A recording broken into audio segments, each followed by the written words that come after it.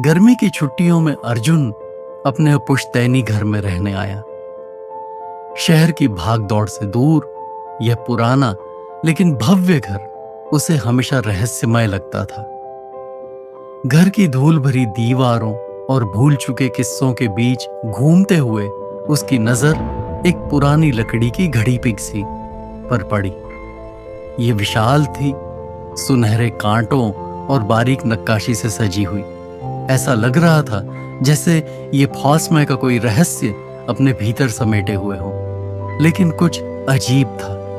हर रात बिना किसी वजह के ये घड़ी ठीक 3:15 पर बंद हो जाती थी।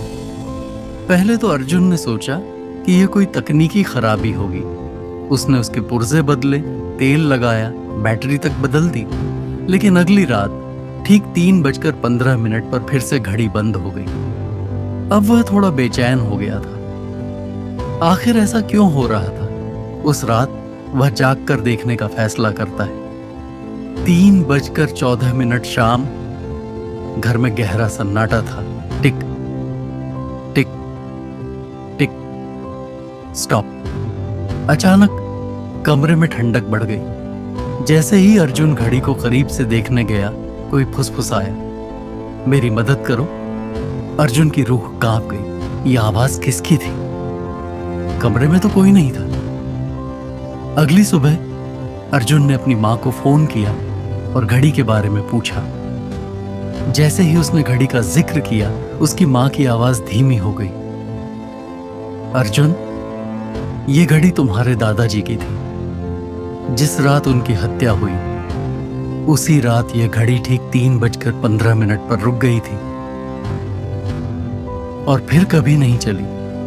अर्जुन का दिल तेजी से धड़कने लगा। हत्या, उसे तो हमेशा यही बताया गया था कि उसके दादाजी की नींद में मौत हो गई थी। लेकिन अगर ऐसा था तो घड़ी ठीक उनकी मौत के समय पर ही क्यों रुकती थी?